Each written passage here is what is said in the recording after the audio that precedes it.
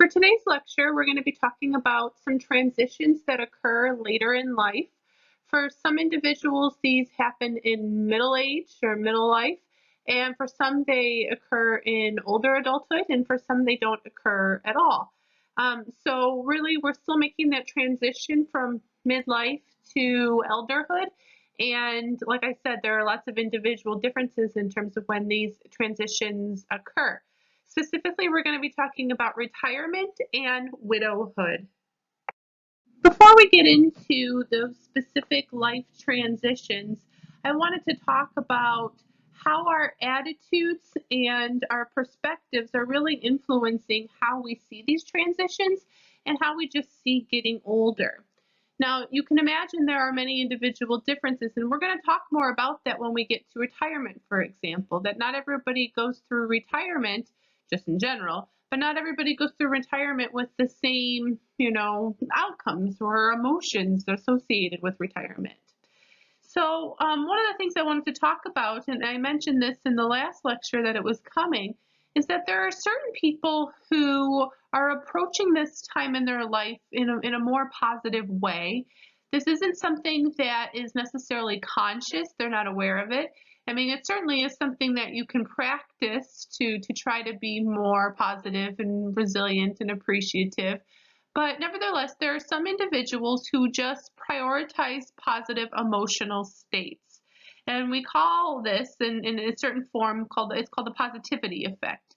So essentially, individuals who are experiencing the positivity effect are shutting out negative emotions. Like I said, it's not necessarily a conscious thing, but research has shown that for individuals who are experiencing this effect, they actually even have a hard time remembering things that were negative. So they really are focused more on the positive because they're not focusing as much on the negative. So these things include images, words, facts, and even parts of their memory.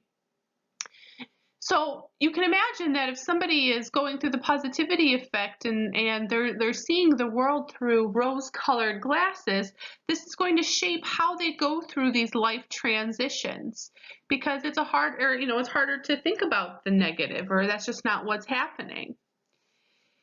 Another group of people who might be thinking that getting older and having these transitions is representing a good time of their life are those who live less stressful lives. Obviously, there are so many different factors in our life that could lead to stress, but you can imagine that some of the more common ones include just financial concerns.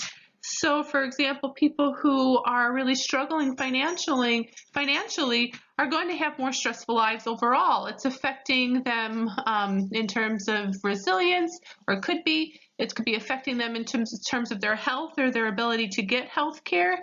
And so, if you are less stressed, perhaps because of you're well off financially, then this could be a really great time in your life. We'll talk more about this when we get to retirement specifically. There are also people who say that the elderly are really treated with special care. And so if you are someone who is experiencing this time in your life with, a lot of love and appreciation and respect because the outside world is treating you that way, then you can see this time period as particularly good. I found this quote on the right here. It doesn't necessarily go with this particular man. I just put this picture there to represent somebody who might say this.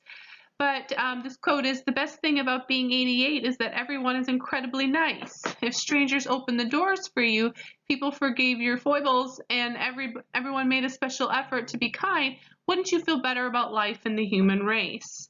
Certainly not everybody's experiencing this, and certainly not everybody's experiencing this every day of their life from every individual. We know that there are lots of individuals who, treat the elderly like their children, for example. But, if you're going into life with this positivity effect and you tend to notice things more like this can make it feel like this part of the lifespan is particularly positive. Now, as I mentioned, there certainly are people who are making this transition into elderhood or who are currently elderly, who really view this time as is not so great, maybe the worst time of their life. And a lot of this is just depending on situational factors. So for example, if for people who might be left in a nursing home with nobody to visit them, maybe they're feeling lonely. Maybe they have lost a lot of their support network. So the social connectedness is really low, losing friends or spouses, and that also may be living in a home. We know that those kinds of things are associated with negative outcomes, including depression. As I already mentioned, financially, this is also a big factor. So for those individuals who are less well off, this limits some of their opportunities, and it's limiting their resources, and it's something that could cause them to have a lot of stress and to worry about their healthcare needs and so on.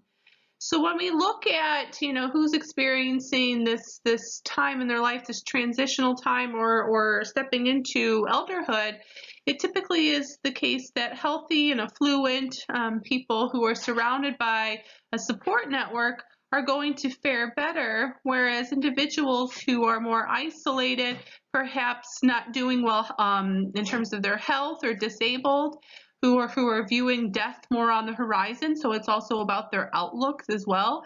Those are the individuals who are going to be experiencing this more negatively.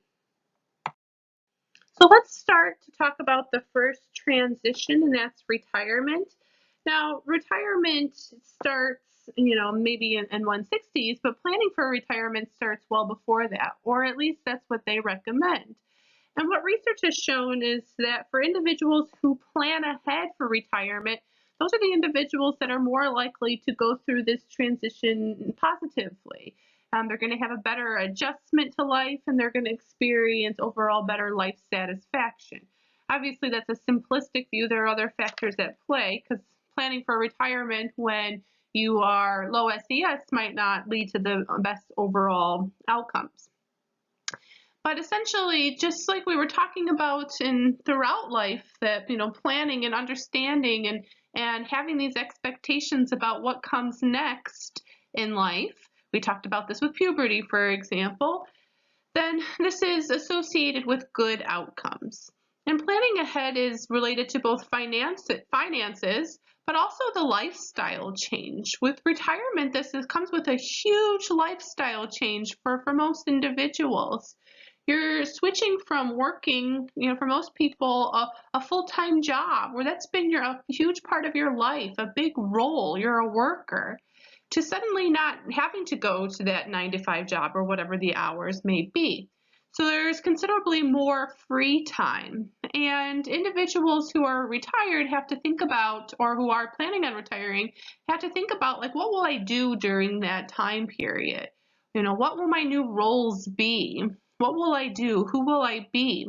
There are many questions related to the future when you're planning for retirement.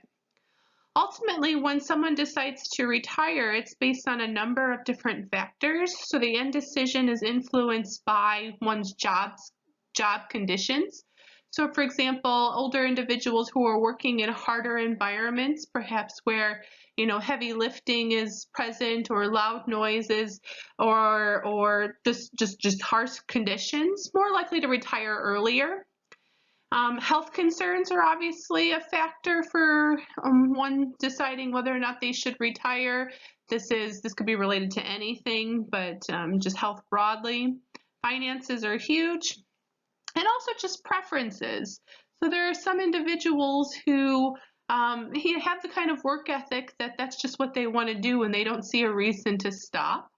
There are some people who are eager to start this next stage in their life and perhaps, get involved with some of their hobbies or other interests or activities. We also know that there's some research that suggests that people who are self-employed and or have jobs where they're really in control of their day-to-day are more likely to work longer. And there's also some research that individuals who are more educated tend to work a little bit longer.